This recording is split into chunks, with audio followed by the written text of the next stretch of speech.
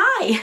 So, today I'm doing a little book review. It's not going to be a really long one because I feel in my book reviews I kind of ramble, which we saw in my 27-minute Harry Potter Cursed Child video. So I'm going to shorten it, it's going to be sweet and snappy.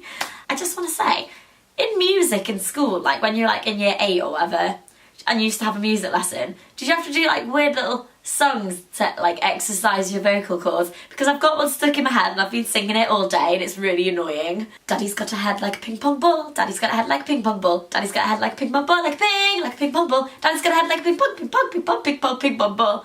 Did you guys sing that? I feel like I'm gonna Snapchat this. See if anyone from my secondary school remembers this song. I love the Snapchat filters that have voice changes on. I feel like I'm the only person in the world that enjoys Snapchat so much. Daddy's got a head like a ping pong ball. Daddy's got a head like a ping pong ball. Daddy's got a head like a ping pong ball. Like a ping pong ball. Daddy's got a head like a ping pong,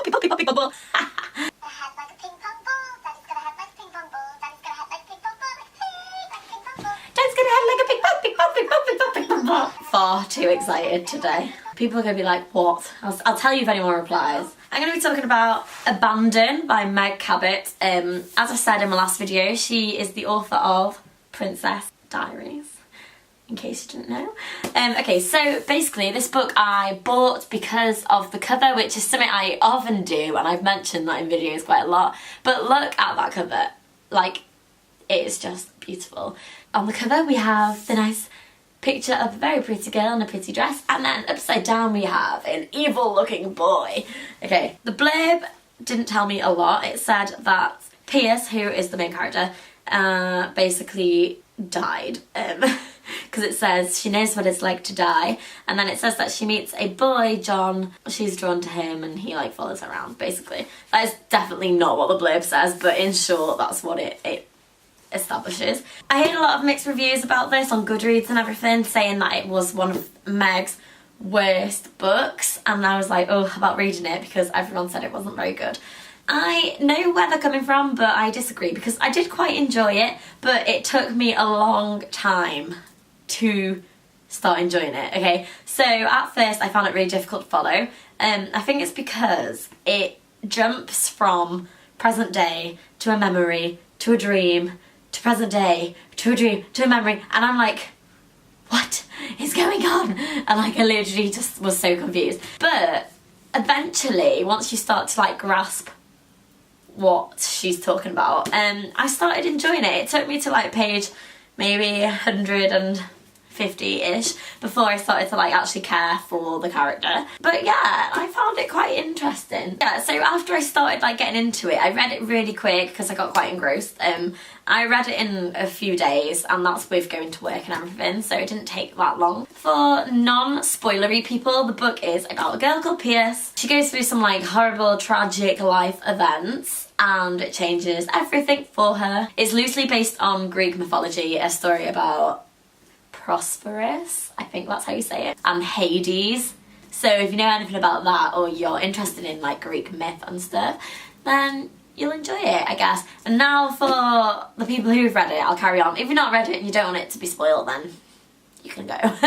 So yeah, bye! People who have read it, I was so confused for a lot of this book. It skirts around a lot of subjects, and then you don't really realise what's happened. I was really shocked that her friend Hannah was dead, because for a lot of the book it spoke about her as if she was still alive and they just weren't friends anymore. And then I was like, oh my god, what? She's dead. And it was just very confusing. So the whole underworld part was interesting, and I liked it, but I found a bit of it a bit questionable, because yeah, she gets taken to this underworld thing, and then she escapes, and she escapes by throwing a mug of hot tea in John's face and running away down the stairs.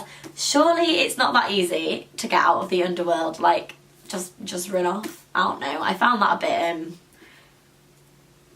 weird. So the ending I was really shocked at, how abrupt it was. The whole story was unfolding in a nice detailed way, and then suddenly your grandma's a fury and you're going back to the underworld with John now, goodbye. And it just kind of ends really weirdly, and I was like, what?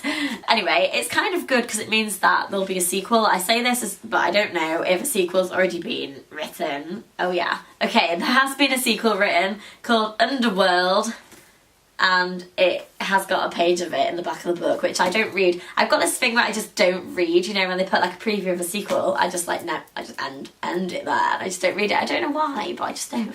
Anyway, so it has got a sequel, which is really good because it needs one after the way it ended. There was little bits I didn't understand, like why Pierce's cousin Alex was all like really upset that she was friends with the popular, what they called A-wingers, and then she was like, yeah, they're building a coffin out the house, and then suddenly he was like buzzing about it, and he was like, yeah, I'm really happy now. I don't understand it. Like, the whole Alex cousin thing, I feel like there's a lot more to that wasn't really explained. So maybe in the next book it will be, but it was very confusing. That's basically it. So generally it is a good book. Hard to get into at first, but it's interesting, and like I said, if you're into Greek mythology, it's like loosely based on that story. So yeah, I'd recommend to read it if you're into kind of dark stories like that. That's it really. So Abandon was good, Meg Cabot, I enjoyed it, you should read it, and yeah, give it a chance. If you're reading it and you can't get into it and you're like quarter of the way through, don't give up, give it a bit more of a chance, and then you'll like it in the end. Thanks for watching. You can subscribe if you want, and if you've read it and you liked it or disliked it or whatever, leave me a comment and I can see what you all thought. Okay, bye!